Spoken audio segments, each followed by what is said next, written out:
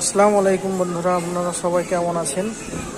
আমরা এসেছি moon in restaurant. দেখেন খাবার পরিবেশন।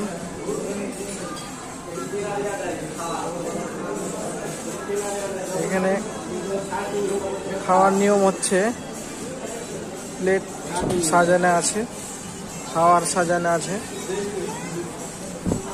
বেলা 12টা থেকে বিকাল 3টা পর্যন্ত আপনার ইচ্ছা মতো যেগুলো ইচ্ছা সেগুলো আপনি ইচ্ছা মতো খেতে পারবেন। আপনার যদি মনে হয় একবার খেলাম আবার খাবো আবার খাবো, কোনো সমস্যা নেই।